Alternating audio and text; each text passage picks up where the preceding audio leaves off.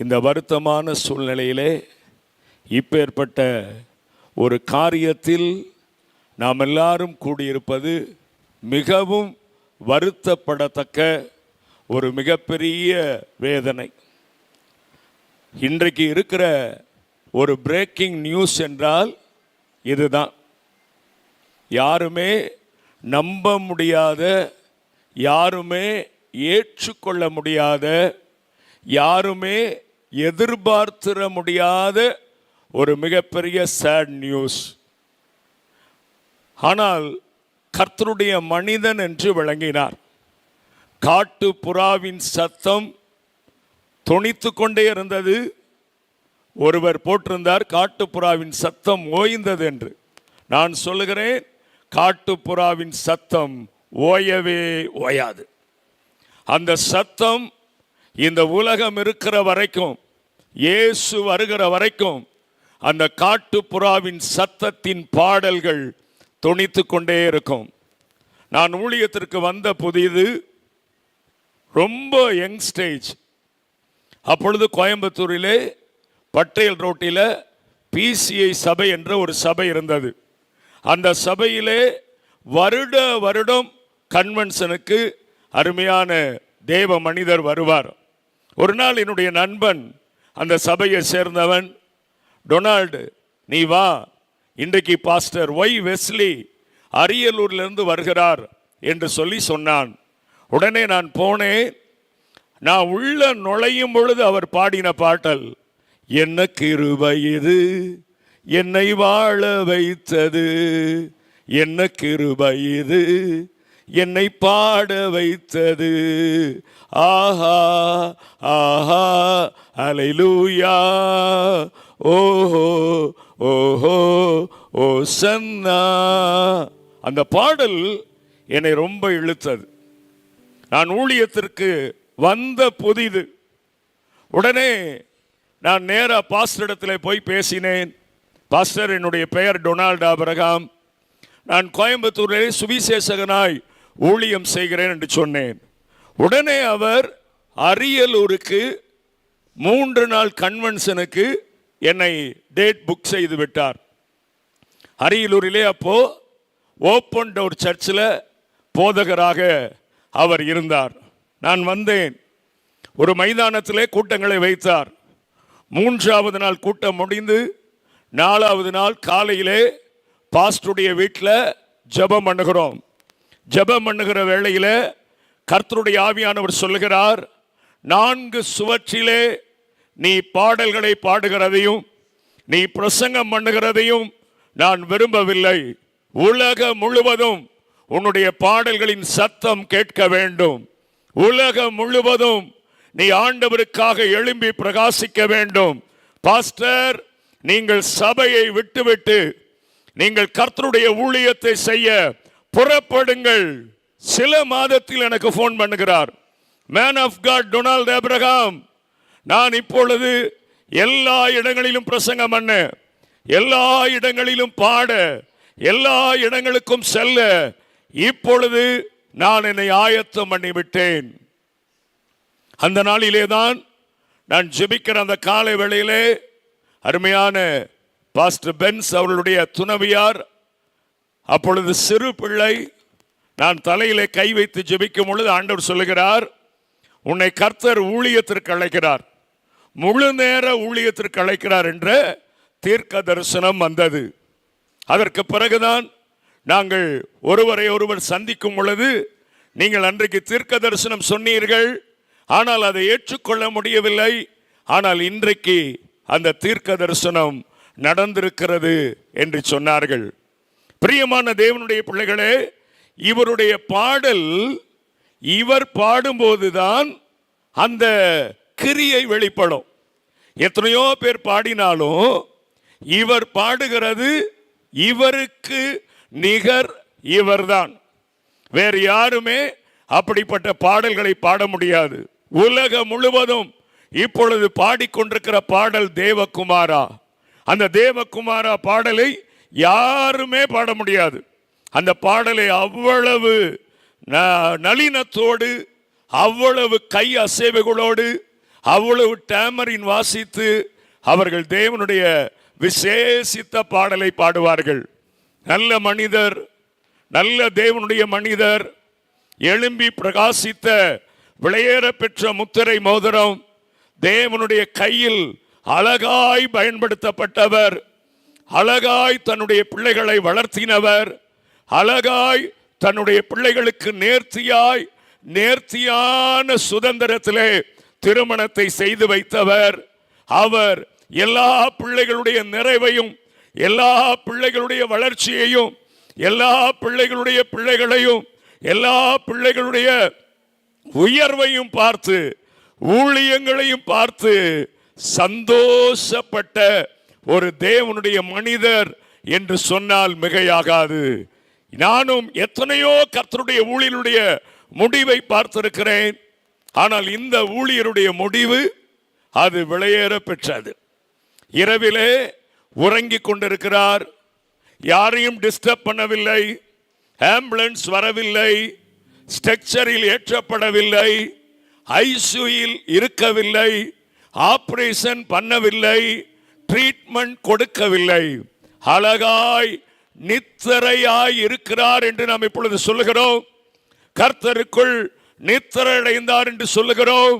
ஆனால் அந்த நித்திரைக்கு நிகரான ஒரு தேவனுடைய மனிதர், கனம் பொருந்திய பாஸ்டர் ஒய் வெஸ்லி அவர்கள் நித்திரையிலேயே கர்த்தருக்குள் நித்திரை அடைந்த ஒரு தேவனுடைய மனுஷன். இப்பேற்பட்ட மரணம், இப்பேற்பட்ட முடிவு யாருக்கு சம்பவிக்கும்? இப்பேற்பட்ட முடிவு யாருக்கு நடக்கும்?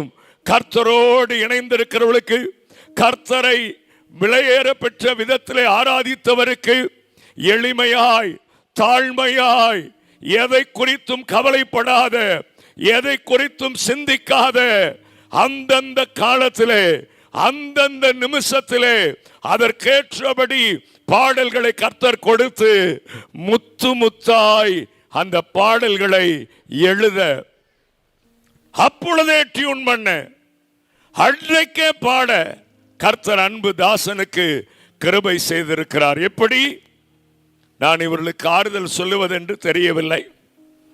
அம்மாவுக்கு எப்படி ஆறுதல் சொல்லுவதென்று எனக்கு புரியவே இல்லை. எல்லா மீட்டிங்க்கும் அம்மாவை கூப்பிட்டு போவாங்க, எல்லா மீட்டிங்க்கும் அம்மாவை பக்கத்தில் உட்கார வச்சுக்குவாரு. இன்றைக்கு அம்மா கூட பரிசுத்த ஆவியானவர் தான் இருக்க முடியும். பரிசுத்த ஆவியானவர் தான் அவர்களுக்கு ஆறுதலை கொடுக்க முடியும். பிள்ளைகளுக்கு, மருமக்கமார்களுக்கு, பேர பிள்ளைகள், பேத்திகளுக்கு கர்த்தர் தான் ஆறுதலை கொடுக்க முடியும்.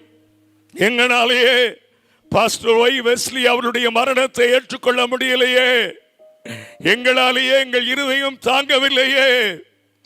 எப்படி பிள்ளைகள், எப்படி அம்மா, எப்படி மருமக்கமார்கள், எப்படி பேரன் பேத்திகள் தாங்குவார்களோ எனக்கு தெரியல. ஆனால் தாங்கித்தான் ஆக வேண்டும். ஏனென்றால் நாம் எல்லாரும் ஒரு நாள் ஆண்டவருடைய ராஜ்யத்திற்கு போய்தான் சேர வேண்டும். அவர்கள் இனி மரிக்க மாட்டார்கள். அவர்கள் உயிர்த்தெழுதலின் பிள்ளைகளானபடியால் தேவ தூதர்களுக்கு ஒப்பாய் தேவனுடைய பிள்ளைகளாயிருக்கிறார்கள். இன்றைக்கு அருமையான பாஸ்டர் ஒய் வெஸ்லி அவர்கள் லைக் ஏஞ்சல், ஆண்டவருக்கு விளையேற பெற்ற தூதனாய் ஆண்டவருடைய சமூகத்திலே இப்பொழுது இளைப்பாறிக் கொண்டிருக்கிற ஒரு தேவ மனுஷனாய் இருக்கிறார். நாம் எல்லாரும் கதறி கொண்டிருக்கிறோம், நாம் எல்லாம் அழுது கொண்டிருக்கிறோம். நாம் எல்லாம் என்ன இது நடந்தது உண்மையா, இது நடந்தது பொய்யா இருக்கக்கூடாதா என்று யோசிக்கிறோம். ஆனால் கர்த்தருடைய சமூகத்திலே அழகாய் ஜொலிக்கிற தேவ மனுஷனாய் அவர் இருக்கிறார். ஒரு 3 காரியங்களை மட்டும் ரத்தின சுருக்கமாய் சொல்லி நான் முடிக்க போகிறேன். ஒன்று, அவர் கையில் வைத்திருக்கிற டேமரின். அவர் கையில் வைத்திருக்கிற டேமரின். இந்த உலகத்திலேயே ரெவரண்ட் என் ஜீவானந்தம் அவர்கள் இருந்தார்கள். அவர்கள் தான் டேமரினை உருட்டுவார். ஆனால் இவர் டேமரினையே விரல்களில் வாசிப்பார். இது யாருக்குமே வராது. நானெல்லாம் எத்தனையோ முறை அந்த டேமரின் எடுத்து அப்படியெல்லாம் வாசி பார்த்துருக்கேன், எனக்கு வாசிக்க முடியல. ஆனால் அவர் அந்த டேமரின் இருந்தால் போதும், கீபோர்டும் தேவையில்லை, ட்ரம் பேடும் தேவையில்லை, கிட்டாரும் தேவையில்லை, டைமிங்ஸ் வருதோ கார்ட்ஸ் இருக்கோ அதெல்லாம் தேவையில்லை. அந்த டேமரின்ல அந்த 2 விரல் தான், அந்த 2 விரலை மட்டும் மீட்டினா போதும், அவர் அப்படியே பாட ஆரம்பித்து விடுவார். 2வது நான் சொல்றேன் பாருங்க, எல்லாரையும் கவரக்கூடியவர். பிரசங்கம், பாட்டு, ஜோக்கு, அவருடைய சாட்சி, இவைகளை எல்லாம் கலந்து அவருடைய பேச்சில் எல்லாரும் அப்படியே இழுக்கப்படுவார்கள். அந்த பேச்சினுடைய நளினம், அந்த சரீரத்துடைய நளினம், அந்த முக பாவனை, அதெல்லாம் அவருக்கு ஒரு பெரிய பிளஸ் பாயிண்ட். ஆனால் இப்படி ஒரு தேவ மனுஷனை இனி பார்க்க முடியாது. எப்படி டாக்டர் டிஜிஎஸ் தினகரன் அவர்களை அன்றைக்கு மரித்த பிறகு அவருக்கு ஈக்குள்ளாய் ஒருவரை நாம் பார்க்கவே முடியவில்லையோ, அதை போல அன்பு தாசனுக்கு ஈக்குள்ளாய் யாரையும் பார்க்க முடியாது. 3வது என்ன தெரியுங்களா? நன்றி மறக்காதவர். நன்றி மறக்காதவர். நான் இப்ப அப்படிதான் அழுதேன். அவர் என்ன சொல்லுவார் தெரியுமா? மேன் ஆஃப் காட் சொல்லுங்க. ஒரு நாளும் டொனால்டு, ஒரு நாளும் பிரதர் டொனால்டு, ஒரு நாளும் பாஸ்டர் டொனால்டு அவர் சொன்னதில்லை. மேன் ஆஃப் காட் சொல்லுங்க. என்றைக்கு இந்த அரியலூரிலே திறந்த சபைக்கு ஓப்பன் டோர் சர்ச்சுக்கு வந்தேனோ அன்றையிலிருந்து அவர் என்னை மேன் ஆஃப் காட் என்று தான் அழைப்பார். இன்றைக்கு அவர் எத்தனையோ பேரை அழைத்திருக்கிறார். எத்தனையோ பேரை ஆசையாய் தேவனுடைய சமூகத்தில் இழுத்திருக்கிறார். தேவனுடைய மந்தையிலே சேர்த்திருக்கிறார். நிச்சயம் சொல்ல முடியும், அருமையான போதகருடைய துணைவியாருக்கு சொல்ல முடியும், உங்கள் கணவர் பாஸ்டர் ஒய் வெஸ்லி தேவனுடைய மனுஷன் உங்கள் அருகாமையிலே ஒரு தூதனை போல இருக்கிறார். நீங்கள் மாம்சத்தில் கலங்கலாம், ஆவியிலே உங்கள் கணவனுடைய ஊழியம் உங்களுக்கு தெரியும், அது நிறைவான ஊழியம். அந்த ஊழியத்தில் குறைவில்லை. அந்த ஊழியத்தை யாரும் குறை சொல்ல முடியாது. நல்ல ஒரு கணவனை, நல்ல ஒரு தேவ மனுஷனை நீங்கள் திருமணம் செய்து இத்தனை ஆண்டுகள் வாழ்ந்ததை குறித்து நீங்கள் பெருமைப்படுவீர்கள். பிள்ளைகளுக்கு சொல்லுகிறேன், இப்படி ஒரு தகப்பன் கிடைக்காது. இப்படி ஒரு தகப்பன் கிடைக்கவே கிடைக்காது. இப்படி ஒரு மாமனார் மருமகன்களுக்கு கிடைக்காது. பாஸ்டர் பென்ஸ் அவர்களை அனைத்து சொன்ன வார்த்தை அதுதான். இப்படி ஒரு மாமனார் கிடைக்கவே கிடைக்காது. உங்களுக்கு ஒரு நல்ல மாமனாரை கர்த்தர் உங்களுக்கு கொடுத்திருக்கிறார் என்றுதான் அனைத்து ஆறுதல் படுத்தினேன். அதே போல பேரன் பேத்திகளுக்கு ஒரு நல்ல தாத்தா கிடைக்காது. இதுதான் உங்களுக்கு ஒரு நல்ல தாத்தா. அந்த தாத்தா உங்களோடு ஒரு தேவதூதனை போல எல்லா சூழ்நிலைகளிலும் விளையாடி கொண்டிருப்பார். கர்த்தர் தான் உங்களை ஆறுதல் படுத்தணும். நடராஜ முதலியார் அவர்கள் மரிக்கும் பொழுது திரளான கூட்டம், நானும் என் தகப்பனாரும் சென்றிருக்கிறோம். நான் சிறுவன்.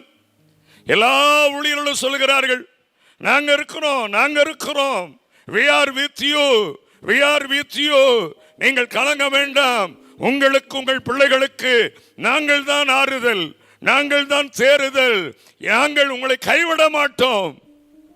ஒரு மாதம் முடிந்தது. பத்மா முதலியார் அவர்களும் மகன் ஜாபேஸ், மகள் தனா 2 பேரும் அவர்கள் மடியில் உட்கார்ந்திருந்தார்களாம். அப்பொழுது யாருமே உடனில்லையாம். அப்பொழுது இயேசுவை பார்த்து அந்த தாயார் கதறினார்களாம், ஆண்டவரே எல்லாம் இருக்கிறேன்னு சொன்னாங்களே, இப்ப யாருமே இல்லையே. அப்பதான் ஆண்டவர் சொன்னாராம், ஒரு பாடலை கொடுத்தார், அனாதை யாவதில்லை, அன்பர் இயேசுவின் திருமகள் நான், குடும்பமே அழிந்தாலும் குறை உனக்கு ஒன்றுமில்லை. பல தேசங்களுக்கு சென்று மகிமையான ஊழியத்தை இன்றும் அன்பு சகோதரி அவர்கள் செய்து கொண்டு வருகிறார்கள்.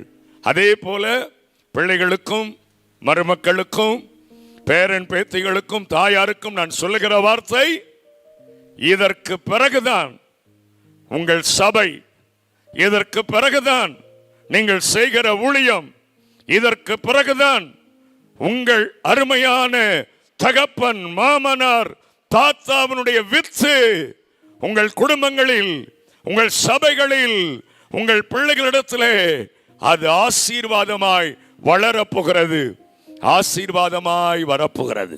கடைசியாய் ஒன்று சொல்லி நான் ஜெபித்து முடிக்க போகிறேன். பிரசவம் என்று சொல்லுகிறார்கள். அதை பிரித்து பார்த்தால் பிற பிளஸ் சவம். பிரசவிக்கும் பொழுதே பிரசவம் என்ற வார்த்தை வருகிறது. பிற பிளஸ் சவம். பிரசவம் பிறக்கும் பொழுதே அவருக்குரிய முடிவின் நாள் எழுதப்படுகிறது. அருமையான பாஸ்டர் அவருடைய முடிவின் நாள் எழுதப்பட்டு விட்டது, அது நிறைவேறிவிட்டது. அவர் பாரடைஸில் சந்தோஷமாய் இளைப்பாறுகிறார். நாம் வருத்தப்பட்டு கொண்டிருக்கிறோம். நாம் நம்முடைய தகப்பனுடைய வீட்டிற்கு தான் அவர் சென்றிருக்கிறார். அவர் இப்பொழுது செப்பரேஷன் ஆயிருக்கிறார், அவ்வளவுதான். சரீரத்திலே பிரிந்திருக்கிறார். தகப்பனுடைய வீட்டிலே நாமும் ஒரு நாள் சந்திப்போம். அன்றைக்கு அன்பு பாஸ்டரை நாம் விசாரிப்போம். ஆண்டவரோடு கூட, அவரோடு கூட நாமும் இருப்போம். கண்களை மூடுவோம், தலைகளை தாழ்த்தி நாம் ஆண்டவருடைய சமூகத்திலே ஜெபிப்போம். ஒரு 5 நிமிடம் நான் ஜெபம் பண்ணி முடிக்க போகிறேன். எனக்கு பிடித்த பாடல், பாஸ்டருடைய பாடல்களில் ஒரு பாடலில் ஒரு சரணத்தையோ அல்லது 2 சரணத்தையோ நான் பாடுகிறேன். பாஸ்டர் எழுதின ஒரு பாடல். கருவில் என்னை சுமந்தத பார்த்தா அம்மான்னு கூப்பிடுவேன், தோளில் என்னை சுமந்தத பார்த்தா அப்பான்னு கூப்பிடுவேன், என்னை கொஞ்சுவத கெஞ்சுவத பார்த்தா அம்மான்னு கூப்பிடுவேன், என்னை ஏந்துவத சுமப்பத பார்த்தா அப்பான்னு கூப்பிடுவேன், உம்மை அப்பான்னு கூப்பிடத்தான் ஆசை, அப்பான்னு கூப்பிடவா, உம்மை அம்மான்னு கூப்பிடத்தான் ஆசை, அம்மான்னு கூப்பிடவா, உம்மை அப்பான்னு கூப்பிடுவேன், உம்மை அம்மான்னு கூப்பிடுவேன், கண்ணீரை துடைச்சத பார்த்தா அம்மான்னு சொல்லணும், விண்ணப்பத்தை கேட்டத பார்த்தா அப்பான்னு சொல்லணும், என்னை ஏந்துவதும் தாங்குவத பார்த்தா அம்மான்னு சொல்லணும், உங்க இரக்கத்தை உருக்கத்தை பார்த்தா அப்பான்னு சொல்லணும், உம்மை அப்பான்னு கூப்பிடவா, அம்மான்னு கூப்பிடவா, உம்மை அப்பான்னு கூப்பிடுவேன், உன்னை அம்மான்னு கூப்பிடுவேன், உம்மை அப்பான்னு கூப்பிடத்தான் ஆசை, உம்மை அப்பான்னு கூப்பிடுவேன், உம்மை அம்மான்னு கூப்பிடத்தான் ஆசை, உம்மை அம்மான்னு கூப்பிடுவேன். தகப்பனே, மரணம் என்பதை ஏன் வைத்தீர் என்று எங்களுக்கு தெரியாது. ஆனால் கிறிஸ்தவ உலகில் மரணம், காலமானார், மரித்து விட்டார், இறந்து விட்டார் என்ற வார்த்தைக்கு இடமே இல்லை. கர்த்தருக்குள் மரித்தவர்கள், கர்த்தருக்குள் இளைப்பாறினவர்கள், கர்த்தருக்குள் நித்திரையாய் இருக்கிறவர்கள் இது முதற்கொண்டு பாக்கியவான்கள் என்று எழுதப்பட்டிருக்கிறது. அன்பு ஐயா பாக்கியவான், பாக்கியவான், பாக்கியவான்.